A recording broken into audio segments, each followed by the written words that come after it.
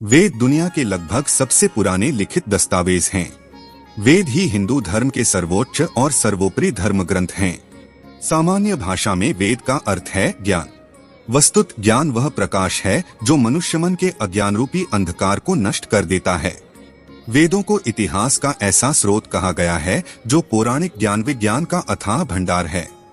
वेद शब्द संस्कृत के विद शब्द से निर्मित है, अर्थात इस एकमात्र शब्द में ही सभी प्रकार का ज्ञान समाहित है। प्राचीन भारतीय ऋषि जिन्हें मंत्रदृष्ट कहा गया है, उन्हें मंत्रों के गूढ़ रहस्यों को ज्ञान कर, समझकर, मनन कर, उनकी अनुभूति कर उस ज्ञान को जिन ग्रंथों में संकलित कर संसार के समक्ष प्रस्तुत किया, वो प्राचीन ग्रंथ वेद कहलाए। एक ऐसी भी मान्यता है कि इनके मंत्रों को परमेश्वर ने प्राचीन ऋषियों को अप्रत्यक्ष रूप से सुनाया था, इसलिए वेदों को श्रुति भी कहा जाता है। इस जगत, इस जीवन एवं परमपिता परमेश्वर, इन सभी का वास्तविक ज्ञान वेद है। आप सभी दर्शकों का हमारे YouTube चैनल स्पिरिचुअल साधना पर हार्दिक अभिनंदन और स्वागत है। वेदों के 4 प्रकार है। पहला है अथर्ववेद। अथर्ववेद चारों वेदों में से अंतिम है। इस वेद का प्राचीन जो हस्तलिपियों के आरंभ में भी लिखा मिला है। इस शब्द में अथर्वन और अंगिरस 2 प्राचीन ऋषिकुलों के नाम समाविष्ट हैं। इससे कुछ पंडितों का मत है कि इनमें से पहला शब्द अथर्वन पवित्र दैवी मंत्रों से संबंध रखता है और दूसरा टोना टोटका आदि मोहन मंत्रों से। बहुत दिनों तक वेदों के संबंध में केवल त्रयी शब्द का उपयोग होता रहा और चारों वेदों की एक साथ गणना बहुत पीछे हुई, जिससे विद्वानों का अनुमान है कि अथर्ववेद को अन्य वेदों की अपेक्षा कम पवित्र माना गया। धर्म सूत्रों और स्मृतियों में स्पष्टत उसका उल्लेख अनादर से किया गया है। आपस्तंभ धर्म सूत्र और विष्णु स्मृति दोनों ही इसकी उपेक्षा करती है, और विष्णु स्मृति में तो अथर्ववेद के मारक मंत्रों के प्रयोक्ताओं को 7 हत्यारों में गिना गया है। अथर्ववेद के 2 पाठों शौनक और पैरपलद में संचरित हुए लगभग सभी स्तोत्र ऋग्वेद के स्तोत्रों के छदों में रचित हैं। दोनों वेदों में इसके अतिरिक्त अन्य कोई समानता नहीं है। अथर्ववेद दैनिक जीवन से जुड़े तांत्रिक धार्मिक सरोकारों को व्यक्त करता है। इसका स्वर ऋग्वेद के उस अधिक पुरोहिती स्वर से भिन्न है जो महान देवों को महिमामंडित करता है और सोम के प्रभाव में कवियों की उत्प्रेरित दृष्टि का वर्णन करता है। यज्ञों व देवों को अनदेखा करने के कारण वैदिक पुरोहित वर्ग इसे अन्य 3 वेदों के बराबर नहीं मानता था। इसे यह दर्जा बहुत बाद में मिला। इसकी भाषा ऋग्वेद की भाषा की तुलना में स्पष्टतः बात की है और कई स्थानों पर ब्राह्मण ग्रंथों से मिलती है। अतः इसे लगभग 1000 ईसा पूर्व का माना जा सकता है। इसकी रचना अथर्वण तथा आंगिरस ऋषियों द्वारा की गई है, इसीलिए अथर्ववेद को अथर्वांगिरस वेद भी कहा जाता है। इसके अतिरिक्त अथर्ववेद को अन्य नामों से भी जाना जाता है। गोपथ ब्राह्मण में इसे अथर्वांगिरस वेद कहा गया है। ब्रह्मा विषय होने के कारण इसे ब्रह्म वेद भी कहा गया है। आयुर्वेद, चिकित्सा, औषधियों आदि के वर्णन होने के कारण भैषज्य वेद भी कहा जाता है। पृथ्वी सूक्त इस वेद का अति महत्वपूर्ण सूक्त है, इस कारण इसे महिवेद भी कहते हैं। अथर्ववेद में कुल 20 कांड, 730 सूक्त एवं 5987 मंत्र हैं। इस वेद के महत्वपूर्ण विषय हैं ब्रह्म ज्ञान, औषधि प्रयोग, रोग निवारण, जंत्र तंत्र, टोना टोटका आदि। दूसरा है सामवेद। सामवेद एक गेय ग्रंथ है। इसमें गान विद्या का भंडार है। यह भारतीय संगीत का मूल है। ऋचाओं के गायन को ही साम कहते हैं। इसकी 1001 शाखाएं थीं, परंतु आजकल 3 ही प्रचलित हैं, कोथुमीय, जैमिनीय और राणायनी। इसको पूर्वार्चिक और उत्तरार्चिक में बांटा गया है। पूर्वार्चिक में 4 कांड हैं, आग्नेय कांड, ऐन्द्र कांड, पवमान कांड और आरण्य कांड। चारों कांडों में कुल 640 मंत्र हैं। फिर महानामन्यार्चिक के 10 मंत्र हैं। इस प्रकार पूर्वार्चिक में कुल 650 मंत्र हैं। 6 प्रपाठक हैं। उत्तरार्चिक को 21 अध्यायों में बांटा गया। 9 प्रपाठक हैं। इसमें कुल 1225 मंत्र हैं। इस प्रकार सामवेद में कुल 1785 मंत्र हैं। इसमें अधिकतर मंत्र ऋग्वेद से लिए गए हैं। इसे उपासना का प्रवर्तक भी कहा जा सकता है। प्राचीन आर्यों द्वारा सामगान किया जाता था। सामवेद चारों वेदों में आकार की दृष्टि से सबसे छोटा है और इसके 1875 मंत्रों में से 69 को छोड़कर सभी ऋग्वेद के हैं। केवल 17 मंत्र अथर्ववेद और यजुर्वेद के पाए जाते हैं। फिर भी इसकी प्रतिष्ठा सर्वाधिक है। जिसका एक कारण गीता में कृष्ण द्वारा वेदाना सामवेदोस्मि कहना भी है। सामवेद यद्यपि छोटा है, परंतु एक तरह से यह सभी वेदों का सार रूप है और सभी वेदों के चुने हुए अंश इसमें शामिल किए गए हैं। सामवेद संहिता में जो 1875 मंत्र हैं, उनमें से 1504 मंत्र ऋग्वेद के ही हैं। सामवेद संहिता के 2 भाग हैं, आर्चिक और गान। पुराणों में जो विवरण मिलता है उससे सामवेद की 1 सहस्त्र शाखाओं के होने की जानकारी मिलती है। वर्तमान में प्रपंच, हृदय, दिव्यावदान, चरणव्यूह तथा जैमिनी गृहसूत्र को देखने पर 13 शाखाओं का पता चलता है। इन 13 में से 3 आचार्यों की शाखाएं मिलती हैं, 1 कौमुदीय, 2 रामायणीय और 3 जैमिनीय। सामवेद से तात्पर्य है कि वह ग्रंथ जिसके मंत्र गाए जा सकते हैं और जो संगीतमय हो। यज्ञ, अनुष्ठान और हवन के समय ये मंत्र गाए जाते हैं।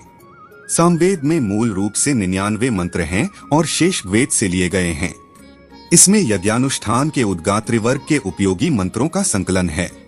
इसका नाम सामवेद इसलिए पड़ा है कि इसमें गायन पद्धति के निश्चित मंत्र ही हैं।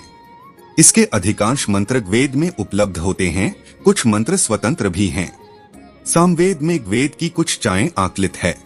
वेद के उद्गाता, गायन करने वाले जो कि सामक कहलाते थे, उन्होंने वेदगान में केवल 3 स्वरों के प्रयोग का उल्लेख किया है, जो उदात्त, अनुदात्त तथा स्वरित कहलाते हैं। सामगान व्यावहारिक संगीत था, उसका विस्तृत विवरण उपलब्ध नहीं है। वैदिक काल में बहुविध वाद्य यंत्रों का उल्लेख मिलता है, जिनमें से तंतु वाद्यों में कन्नड़ वीणा, करकरी और वीणा, घन वाद्य यंत्र के अंतर्गत दुंदुभी, आडंबर, वनस्पति तथा सुशिर यंत्र के अंतर्गत तुरभ, नादी तथा बंकुरा आदि यंत्र विशेष उल्लेखनीय हैं। तीसरा है ऋग्वेद। ऋग्वेद को 2 प्रकार से बांटा गया है। प्रथम प्रकार में इसे 10 मंडलों में विभाजित किया गया है। मंडलों को सूक्तों में, सूक्त में कुछ ऋचाएं होती हैं। कुल ऋचाएं 10,520 हैं। दूसरे प्रकार से ऋग्वेद में 64 अध्याय हैं। 8 अध्यायों को मिलाकर एक अष्टक बनाया गया है। ऐसे कुल 8 अष्टक हैं। फिर प्रत्येक अध्याय को वर्गों में विभाजित किया गया है। वर्गों की संख्या भिन्न भिन्न अध्यायों में भिन्न भिन्न ही है। कुल वर्ग संख्या 2024 है। प्रत्येक वर्ग में कुछ मंत्र होते हैं। सृष्टि के अनेक रहस्यों का इनमें उद्घाटन किया गया है। पहले इसकी 21 शाखाएं थीं, परंतु वर्तमान में इसकी शाकल शाखा का ही प्रचार है। ऋग्वेद भारत की ही नहीं, संपूर्ण विश्व की प्राचीनतम रचना है। इसकी तिथि 1500 से 1000 ईसा पूर्व मानी जाती है। संभवतः इसकी रचना सप्तसैंधव प्रदेश में हुई थी।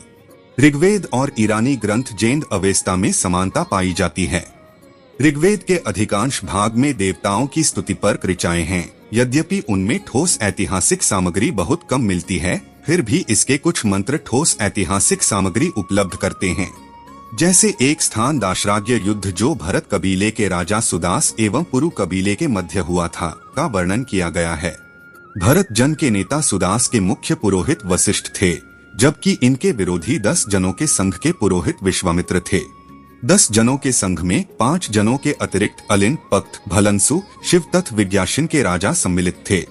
भरत जन का राजवंश त्रितसुजन मालूम पड़ता है, जिसके प्रतिनिधि देवदास एवं सुदास थे। भरत जन के नेता सुदास ने रावी नदी के तट पर उस राजाओं के संघ को पराजित कर ऋग्वैदिक भारत के चक्रवर्ती शासक के पद पर अधिष्ठित हुए। ऋग्वेद में यदु, द्रुह्यु, तुर्वश, पुरु और अनु 5 जनों का वर्णन मिलता है। यह सबसे प्राचीनतम वेद माना जाता है। ऋग्वेद के कई सूक्तों में विभिन्न वैदिक देवताओं की स्तुति करने वाले मंत्र हैं। यद्यपि ऋग्वेद में अन्य प्रकार के सूक्त भी हैं, परंतु देवताओं की स्तुति करने वाले स्त्रोतों की प्रधानता है। ऋग्वेद में कुल 10 मंडल हैं और उनमें 1028 सूक्त हैं और कुल 10,580 ऋचाएं हैं। इसके 10 मंडलों में कुछ मंडल छोटे हैं और कुछ मंडल बड़े हैं। प्रथम और अंतिम मंडल दोनों ही समान रूप से बड़े हैं। उनमें सूक्तों की संख्या भी 191 है। दूसरे मंडल से 7वें मंडल तक का अंश ऋग्वेद का श्रेष्ठ भाग है, उसका हृदय है। 8वें मंडल और प्रथम मंडल के प्रारंभिक 50 सूक्तों में समानता है। ऋक्ष शब्द ऋग्वेद में एक बार तथा परवर्ती वैदिक साहित्य में कदाचित ही प्रयुक्त हुआ है। ऋग्वेद में यातुधानों को यज्ञों में बाधा डालने वाला तथा पवित्रात्माओं को कष्ट पहुंचाने वाला कहा गया है। नवा मंडल सोम से संबंधित होने से पूर्ण रूप से स्वतंत्र है। यह नवा मंडल 8 मंडलों में सम्मिलित सोम संबंधी सूक्तों का संग्रह है। इसमें नवीन सूक्तों की रचना नहीं है। 10वें मंडल में प्रथम मंडल की सूक्त संख्याओं को ही बनाए रखा गया है, पर इस मंडल का विषय, कथा, भाषा आदि सभी परिवर्तीकरण की रचनाएं हैं। ऋग्वेद के मंत्रों या ऋचाओं की रचना किसी एक ऋषि ने एक निश्चित अवधि में नहीं की, अपितु विभिन्न काल में विभिन्न ऋषियों द्वारा ये रची और संकलित की गयी। ऋग्वेद के मंत्र स्तुति मंत्र होने से ऋग्वेद का धार्मिक और आध्यात्मिक महत्व अधिक है। चारों वेदों में सर्वाधिक प्राचीन वेद ऋग्वेद से आर्यों की राजनीतिक प्रणाली एवं इतिहास के विषय में जानकारी प्राप्त होती है।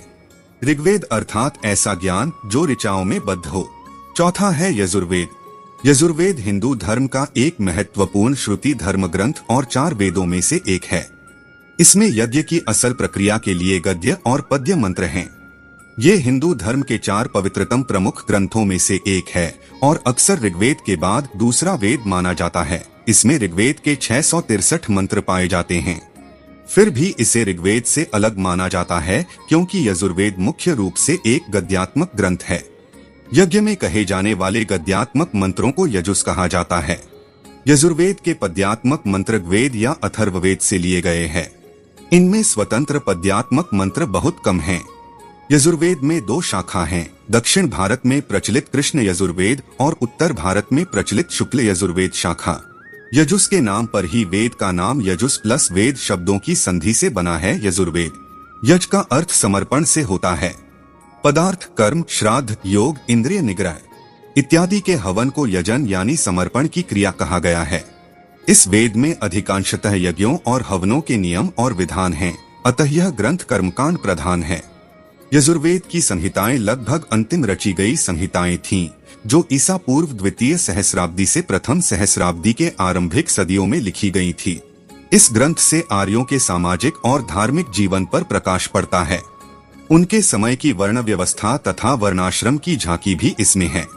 यजुर्वेद संहिता में वैदिक काल के धर्म के कर्मकांड आयोजन हेतु यज्ञ करने के लिए मंत्रों का संग्रह है। इनमें कर्मकांड के कई यज्ञों का विवरण है। अग्निहोत्र, अश्वमेध, जपे, सोमयज्ञ, राजसूय, अग्निचन। ऋग्वेद के लगभग 663 मंत्र यथावत यजुर्वेद में मिलते हैं। यजुर्वेद वेद का एक ऐसा प्रभाग है जो आज भी जनजीवन में अपना स्थान किसी न किसी रूप में बनाए हुए है। संस्कारों एवं यज्ञीय कर्मकांडों के अधिकांश मंत्र यजुर्वेद के ही हैं। यजुर्वेदाध्यायी परंपरा में 2 संप्रदाय, ब्रह्मा संप्रदाय अथवा कृष्ण यजुर्वेद और आदित्य संप्रदाय अथवा शुक्ल यजुर्वेद ही प्रमुख हैं। वर्तमान में कृष्ण यजुर्वेद की शाखा में 4 संहिताएं तैत्तिरीय, मैत्रायणी, कठ और कपिष्ठल कठ ही उपलब्ध हैं। शुक्ल यजुर्वेद की शाखाओं में 2 प्रधान संहिताएं, एक मध्यदिन संहिता और 2 कांग संहिता ही वर्तमान में उपलब्ध हैं। आजकल प्रायः उपलब्ध होने वाला यजुर्वेद मध्यदिन संहिता ही है। इसमें 40 अध्याय, 1975 कंडिकाएं तथा 3988 मंत्र हैं। विश्वविख्यात गायत्री मंत्र तथा महामृत्युंजय मंत्र इसमें भी है। यजुर्वेद कर्मकांड से जुड़ा हुआ है। इसमें विभिन्न यज्ञों का वर्णन है। यजुर्वेद पाठ अधोर्य द्वारा किया जाता है। यजुर्वेद 5 शाखाओं में विभक्त है, काठक, कपिष्ठल, मैत्रियाणी, तैत्तिरीय, वाजसनेयी। यहाँ तक बने रहने के लिए आप सभी दर्शक महानुभावों को कोटि कोटि प्रणाम।